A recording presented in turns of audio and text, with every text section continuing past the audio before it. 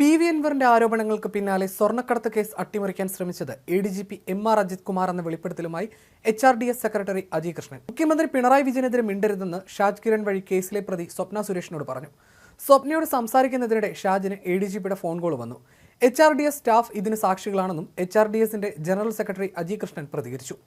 അന്ന് ഷാജ് കിരൺ സ്വപ്നയെ കാണാൻ വന്നിരുന്നപ്പോഴാണ് നിരന്തരം എ.ഡി.ജി.പിയുടെ ഫോൺ കോൾ വന്നത്. എ.ഡി.ജി.പി വിളിക്കുന്നുവെന്ന് പറഞ്ഞ് ഷാജ് കിരൺ ഫോൺ കാണിക്കുകയും ചെയ്തു. നിങ്ങൾ മറുപടി തരൂ എന്ന് പറഞ്ഞ് സ്വപ്നയെ ഭീഷണിപ്പെടുത്തുകയായിരുന്നു. ഈ വിഷയത്തിൽ സ്വപ്നയെ നിശബ്ദയാക്കാനുള്ള എല്ലാ നീക്കങ്ങളും നടത്തി ഭീഷണിപ്പെടുത്തുകയായിരുന്നു ഉദ്ദേശം. അന്ന് ഷാജ് കിരൺ വന്ന വിഷയം സ്വപ്ന പാലക്കാട് എച്ച്.ആർ.ഡി.എസിന്റെ ഓഫീസിൽ വാർത്താസമ്മേളനം വിളിച്ചു പറഞ്ഞതാണ്.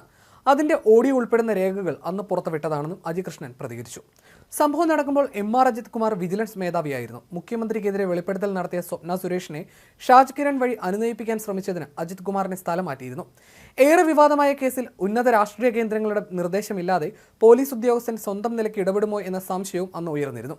അന്ന് വളരെ നാടകീയമായാണ് വിജിലൻസ് ഡയറക്ടറെ മാറ്റിയത്. മുഖ്യമന്ത്രി തന്നെ ഇടപെട്ടാണ് പുതിയ തസ്തിക പോലും നൽകാതെ എം.ആർ. അജിത് കുമാറിനെ മാറ്റിയത്. ഷാജ് കിരണും അജിത് കുമാറും തമ്മിൽ നിരവധി തവണ സംസാരിച്ചുവെന്ന ഇന്റലിജൻസ് കണ്ടെത്തലിന്റെ കൂടി അടിസ്ഥാനത്തിലായിരുന്നു നടപടി. ഫോൺ വിളിയിൽ മാത്രമല്ല, സരിത്തിനെ നാടകീയമായി വിജിലൻസ് കസ്റ്റഡിയിലെടുത്തതിലെ തിടുക്കവും മറ്റൊരു കാരണമായി പറഞ്ഞിരുന്നു. തന്റെ രഹസ്യമൊഴി പിൻവലിപ്പിക്കാനാണ് ഷാജ് കിരൺ എത്തിയതെന്നും മുഖ്യമന്ത്രിയുടെ ദൂതനാണെന്നും സ്വപ്ന ആരോപിച്ചിരുന്നു.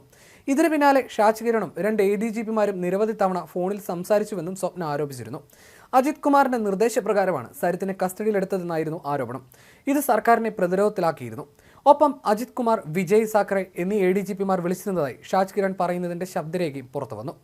അജിത് കുമാർ ഷാജ് കിരണിനെ വിളിച്ചിട്ടുണ്ടെന്നും ഇത്തരമൊരു വ്യക്തിയുമായി അദ്ദേഹത്തിന് ബന്ധമുണ്ടെന്നും ഉൾപ്പെടെ ചൂണ്ടിക്കാട്ടി ഇന്റലിജൻസ് റിപ്പോർട്ട് നൽകിയതോടെ അജിത് കുമാറിനെ വിജിലൻസ് ഡയറക്ടർ സ്ഥാനത്ത് നിന്നും സർക്കാർ മാറ്റുകയായിരുന്നു.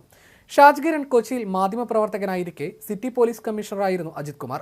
സരിത്തിനെ കസ്റ്റഡിയിലെടുത്ത വിവരം ഷാജ് കിരൺ ആദ്യം അറിഞ്ഞത് അജിത് കുമാർ പറഞ്ഞാണെന്നും സ്വപ്ന പറഞ്ഞിരുന്നു. അതേസമയം എ.ഡി.ജി.പി അജിത് കുമാറുമായി ബന്ധപ്പെട്ട വിവാദങ്ങളിൽ CPM മൗനം തുടരുകയാണ്. മുഖ്യമന്ത്രിയുടെ പൊളിറ്റിക്കൽ സെക്രട്ടറി പി ശശിയെ കടന്നാക്രമിക്കുന്ന അൻവറിനെയും കണ്ടില്ലെന്നടിക്കുകയാണ്.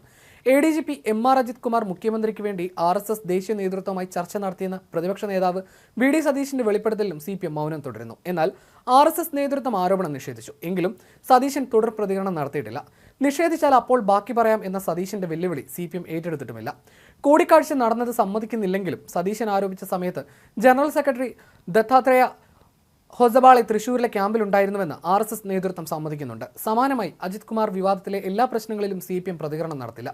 2023 മെയ് 20 മുതൽ 22 വരെ തൃശൂർ പാറമേക്കാവ് വിദ്യാമന്ദിറിൽ നടന്ന RSS ക്യാമ്പിൽ വെച്ച് ഹൊസബാളയും അജിത് കുമാറും ചർച്ച നടത്തിയെന്നായിരുന്നു സതീശന്റെ ആരോപണം.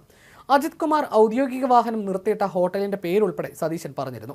ക്രമസമാധാന ചുമതലയുള്ള എ.ഡി.ജി.പിയുടെ ഔദ്യോഗിക യാത്രകളെല്ലാം പോലീസ് സ്പെഷ്യൽ ബ്രാഞ്ച് കൃത്യമായി രേഖപ്പെടുത്തുന്നതും നിരീക്ഷിക്കുന്നതുമാണ്. എന്നിട്ടും പോലീസ് നിഷേധിക്കുന്നില്ല.